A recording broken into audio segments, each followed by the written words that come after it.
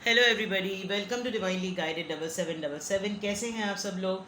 मैं आ गई हूँ एक और फ्रेश रीडिंग के साथ, और आज की रीडिंग होगी do they regret hurting you and losing you. यानी कि आपके जो भी पार्टनर हैं, और डेफिनेटली ये एक्स ही होंगे, और एक्स ना भी हों तो आप जिस रिलेशनशिप में हैं, अगर आपका पार्टनर वहाँ पर काफ़ी हद तक आपके साथ कोल्ड बिहेवियर शो करता है, तो क्या बैक ऑफ द माइंड उसको किसी बात का कोई रिग्रेट है कि वो उसने आपको छोड़ दिया या उसने आपको हर्ट किया। ठीक है, तो ये दोनों ही फेजेस को मैं कवर कर रही हूँ, यानी कि जो लोग इन रिलेशनशिप हैं या जो लोग इन सेपरेशन हैं। तो टाइटल दोबारा रिपीट कर दूँ, do they regret hurting you और लूजिंग यू। आपको छोड़ने के बाद क्या उनको कोई पछतावा होता है, या आपको तकलीफ़ देने के बाद कोई पछतावा होता है। क्योंकि मुझसे बहुत सारे लोग प्राइवेट मैसेजेस करके भी पूछते हैं कि क्या कोई पछतावा नहीं होता होगा, क्या कोई तकलीफ़ नहीं होती होगी, क्या कोई दुख नहीं होता होगा, ऐसा कैसे कर लिया, इनको कोई खौफ खुदा नहीं है। तो आई मीन ये तो खैर काफ़ी एब्स्ट्रैक्ट सी बात है, मैं इस पर कुछ भी कमेंट नहीं कर सकती। बट येस, लेट्स सी के टैरो के थ्रू क्या रिग्रेट होते हैं आपके पर्सन को, जो कि अगर आपके एक्स हैं या आपके साथ रिलेशनशिप हैं, आपको तकलीफ़ देने के या आपको छोड़ देने के। डू दे रिग्रेट, क्या वो पछताते हैं, क्या वो पछताते हैं। 3 कार्ड्स आ गए। Okay, 8 of pentacles, taurus, Virgo, Capricorn, 7 of cups, cancer, Scorpio, Pisces, and with the strength card लियो।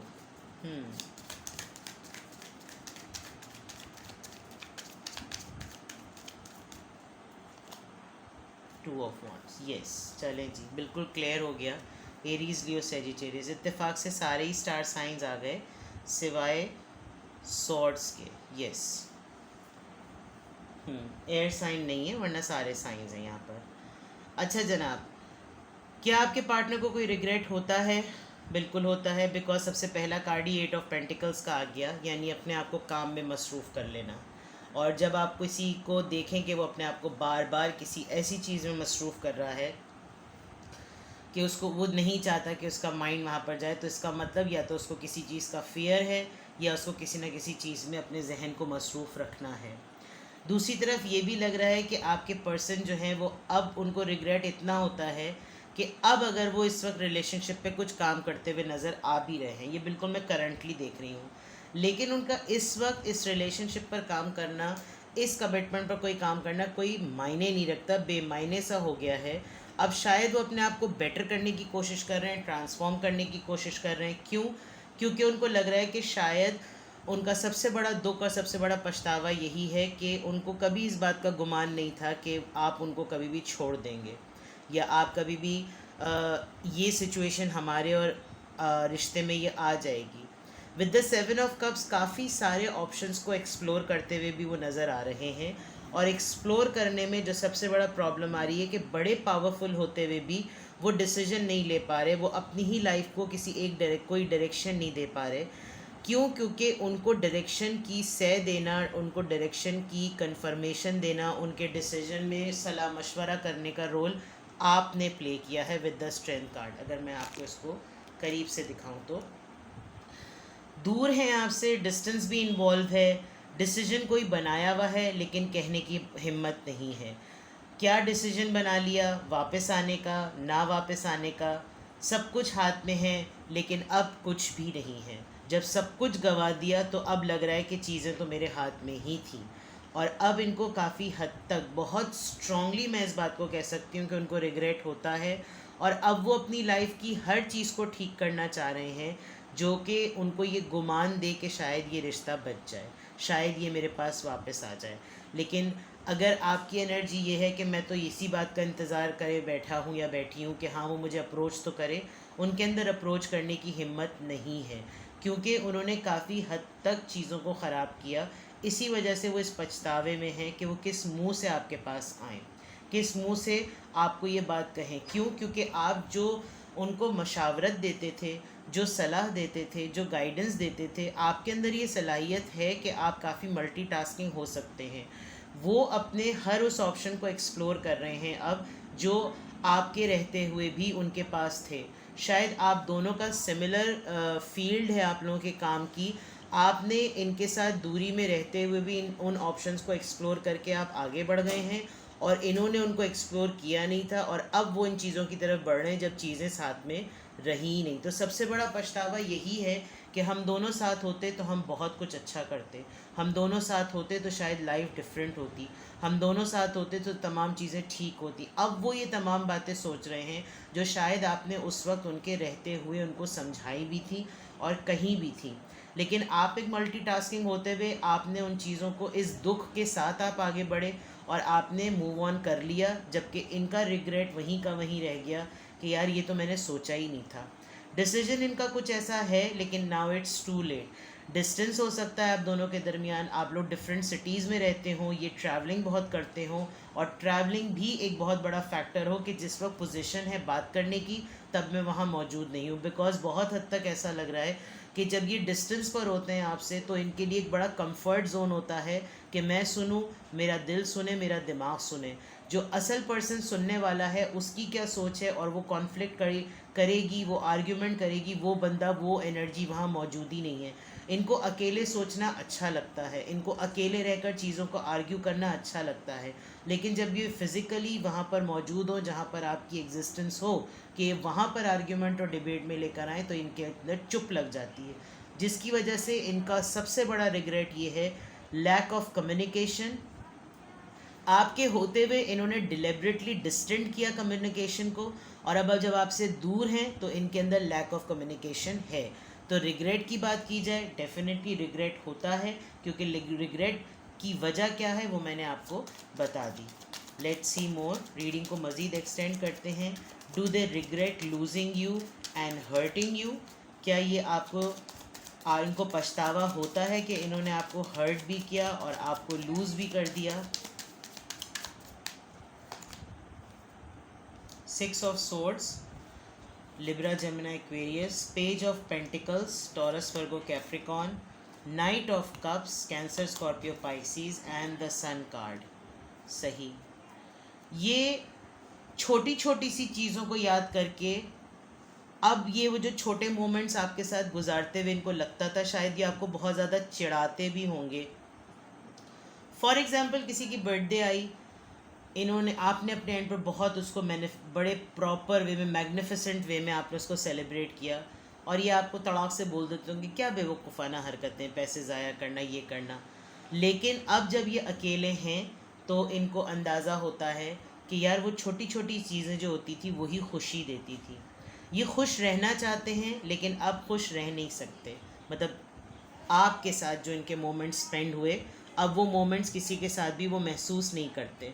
तो रिग्रेट डेफिनेटली है, बिकॉज़ इनको अपनी लाइफ में अब बहुत हद तक ये लगता है कि सुकून जो है वो चला गया। किसी के साथ हैं, मैं यहाँ बहुत स्ट्रांगली देख सकती हूँ कि किसी के साथ हैं, ट्रैवल कर रहे हैं, घूम रहे हैं, फिर रहे हैं, ऐश कर रहे हैं, अय्याशी कर रहे हैं, लेकिन हर वो चीज़ कर रहे हैं जिससे इनके दिल को सुकून आ जाए, लेकिन वो आ नहीं रहा। अगर आप इस कार्ड को देख सकते हैं गौर से, तो एक बंदा लिटरली एक उसमें जो है वो, इनके साथ बहुत सारी जो है वो सोचें चलती हैं। ये पीस चाहते हैं। वो पीस क्यों चाहते हैं? कि ये चाहते हैं कि कुछ ऐसा ज़रूर हो जाए कि एक दफ़ा कहीं से आपका आमना सामना हो और ये सिर्फ आपको सॉरी बोल दें, चाहे इनको डंडे ही पड़ने की क्यों ना नौबत हो। लेकिन with the page of pentacles they still want something, you know, एक छोटा सा कहीं कोई दर और कोई रास्ता नज़र आ जाए, कोई उम्मीद नज़र आ जाए, कोई सिग्नल नज़र आ जाए, तो ये इमीडिएटली आपको ऑफ़र कर दें कि मैं, मुझसे गलती हुई। बहुत सारे लोग फिर ये कहते हैं कि कहे तो, फिर कहे तो हो सकता है कहेंगे भी। मैं ये यहाँ, क्योंकि मुझे यहाँ पर ऐसा लग रहा है कि वो किसी सिग्नल का वेट कर रहे हैं। लेकिन एक बात हमेशा याद रखें, जिसने आपके रहते हुए आपकी कदर नहीं की, आपके रहते हुए आपको वैल्यू नहीं किया, और अब अगर उसको पछतावा है, तो वो बातें, वो मेमोरीज़, वो मोमेंट्स ज़रा सोचें, वो उस वक्त कितनी अहमियत रखते थे। आपका टाइम वही टाइम था जो ज़िंदगी गुजारने का, रिश्ते को एंजॉय करने का था।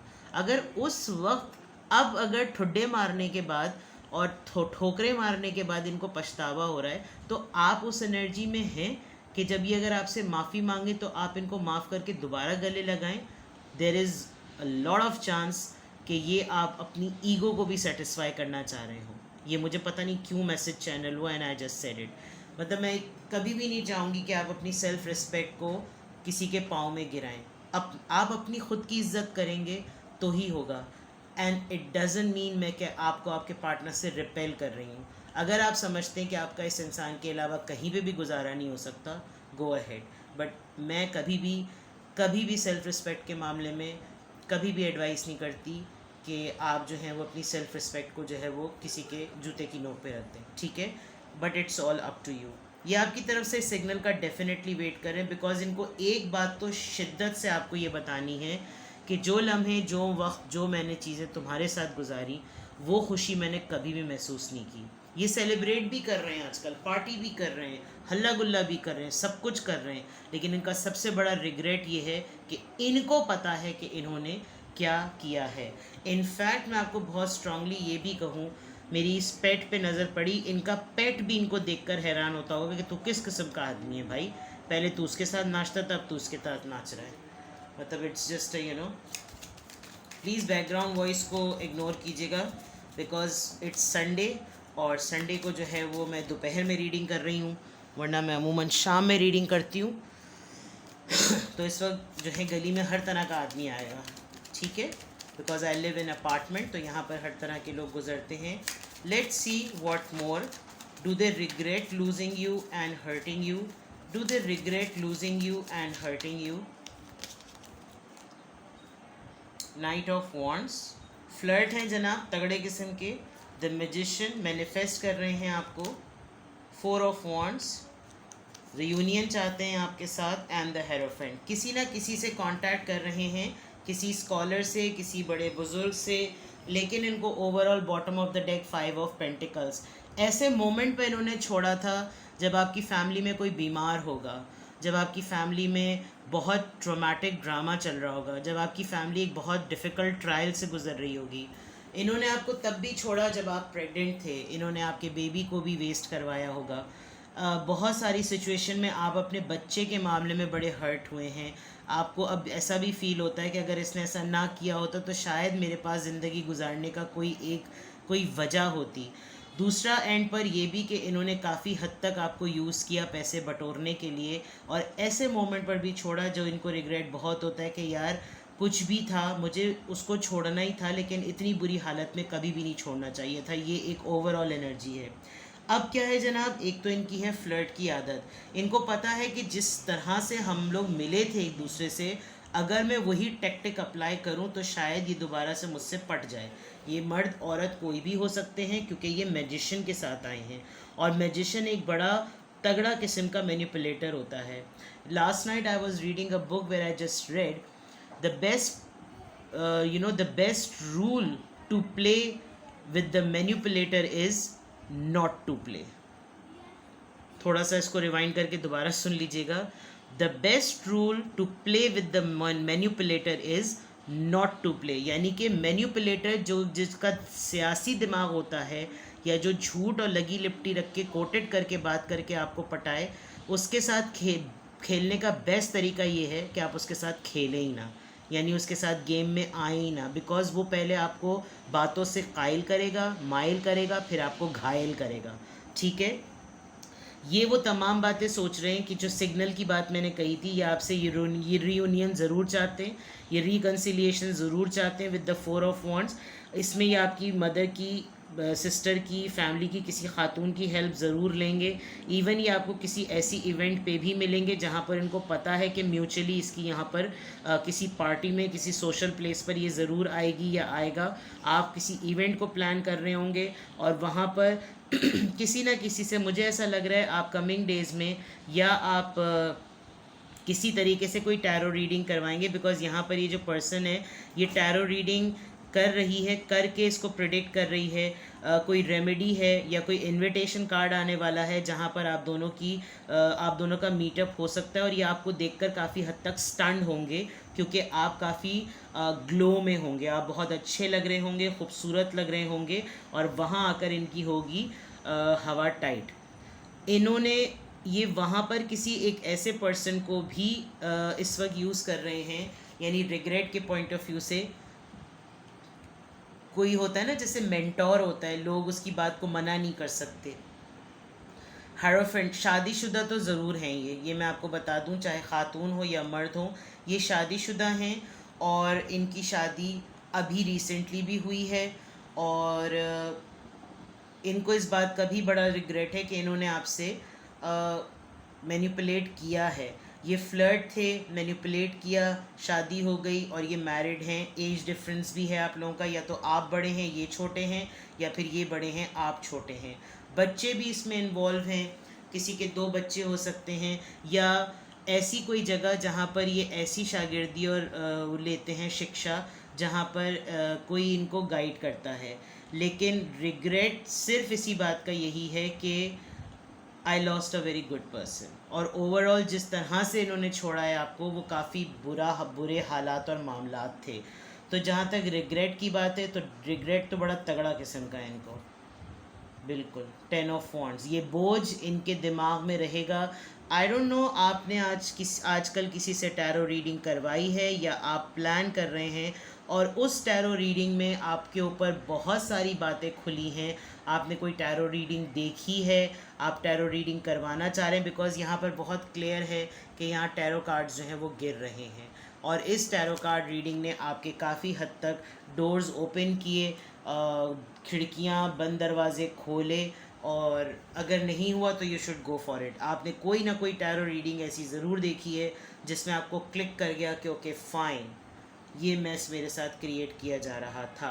तो रिग्रेट की बात जहाँ तक आई, रिग्रेट बिल्कुल हो रहा है, और ये शादी में पड़ने के बाद भी अगर आपको अप्रोच करें तो बहुत माज़त के साथ, इनसे बड़ा कोई नहीं होगा। तो माफ़ी मांग ले, ठीक है, लेकिन माफ़ी मांगने के लिए भी अगर कोई सियासी प्लॉट किया जाए तो फिर तो क्या माफ़ी, फिर तो आपने सिर्फ खाना पूरी की, माफ़ी तो आपने बिल्कुल भी नहीं मांगी। आपको स्ट्रॉन्ग रखने के लिए कि आप बंदे ने शादी कर ली ना तो फिर तो भाड़ में जाए वो, लेकिन आपको स्ट्रॉन्ग रखने के लिए मैं रिबेल डेक इसलिए यूज़ कर रही हूँ ताकि आपका दिमाग जो है ना ठिकाने पर रहे और आप अपने ट्रैक से ना हटें। बिकॉज़ जिसने शादी करनी थी उसने शादी की नहीं, और शादी करने के बाद अगर आपसे कांटेक्ट करता है ना तो फिर तो रख चमाट मुँह पे। आई am so sorry. Let's see, आपको इस पोजीशन में अपना दिमाग ठिकाने पे रखना है। रिग्रेट हो रहा है, होने दें, उड़ने दें, उसकी माफ़ी, उसके दिल का सुकून वो जाने, अल्लाह जाने। आप अपनी ज़िंदगी में आगे बढ़ें। But do they regret, do they regret? Yes they do. Now what you should do, shit is about to get real. You need your people around you. अपने जैसे लोगों के साथ रहें। You are a good soul, be with good people. ठीक है? Time to let go. छोड़ दें सब चीज़ों को। Move the fuck on, move on कर जाएं जनाब, मूव ऑन कर लें। बिल्कुल सही किया है आपने, अब पीछे मुड़ के नहीं देखना। Shame, regret and guilt, those are just bullshit. अपने आप को ब्लेम गेम मत करना। Let's see, forgive, let the shit go. जो हो गया सो हो गया, आगे जाने दें। अब पीछे मुड़ के नहीं देखना। मेरे ख्याल में इतनी सीक्वेंस से एक ही तरह के मैसेजेस नहीं आएंगे, ठीक है ना। उसने रिबन काटा था ना छोड़ने का, अब आप उस रिबन को दोबारा बांध दें और बोलें अब इस रिबन को पार मत करना, बिकॉज अब चीज़ें ख़त्म हो गई हैं। कहते हैं ना रिबन काट के इनाग्रेशन हुआ, तो उसने इनाग्रेशन आपको छोड़ने का किया। उसी रिबन को दोबारा नॉट बांध दे, बोल दें अब इसकी ये सब कुछ बंद हो गया है, अब मेरे पास मत आना। ठीक है, रिग्रेट होता है, खुशी हुई मुझे देखकर, but be in your power. Let's see आपको क्या करना चाहिए। ओह माय गॉड, उड़ गए नाजरीन। चलिए मैं इसको रैंडमली निकाल लेती हूँ, ठीक है। I experience love wherever I go, you need people around you. यहाँ पर कन्फर्मेशन आप ये देख रहे हैं, इसके हाथ में नेस्ट है, दैट मीन्स कि ये रीबर्थ है, एक न्यू लाइफ है। तो अपनी न्यू लाइफ के ऊपर फोकस करें। Love is everywhere and I am loving and lovable. Loving people fill my life and I find myself easily expressing love to others. मोहब्बत हर जगह है, मैं भी मोहब्बत करने वाला हूँ, मैं और मोहब्बत डिज़र्व करता हूँ। मैं ख़ुद मोहब्बत देने वाला, करने वाला, और मैं मोहब्बत डिज़र्व करता हूँ। मेरी ज़िंदगी में मोहब्बत करने वाले लोग हैं और वही मेरी ज़िंदगी को भरते हैं, और मैं हर जगह मोहब्बत ढूंढ लेता हूँ मोहब्बत देते हुए। तो जब आप इतने ही एक्सपीरियंस्ड हैं और इतने ही लविंग पर्सन हैं, तो आपकी ज़िंदगी में अच्छे लोग दोबारा क्यों नहीं आएंगे। एक ज़िंदगी का बुरा तजुर्बा आपको अपनी ज़िंदगी में कंफर्म स्टैम्प आप पे नहीं लगा देता कि अब आपकी ज़िंदगी में फुल स्टॉप लग गया। ठीक है, आपके लिए यही एडवाइस आई है। अपना बेहद ख्याल रखें। रिग्रेट कर रहे हैं, करने दें, कोड़े जने सब कुछ जब कुछ करने कोने में बैठ के करें। ठीक है, अब आपकी लाइफ को डिस्टर्ब ना करें। आपकी लाइफ को वो तभी डिस्टर्ब करेंगे जब आप अपनी लाइफ उनके हाथों डिस्टर्ब होने देंगे। ठीक है, अपना बेहद ख्याल रखिए। प्राइवेट रीडिंग्स के लिए I am available, and I am so grateful to each one of you for praising me, appreciating me. मेरी वीडियोस देखने का प्लीज़ मेरे वीडियोस को और मेरे चैनल को अपने फैमिली फ्रेंड्स के साथ शेयर करें। Help them to get guidance, help me to grow. Love you all. अल्लाह हाफिज़, बाय बाय।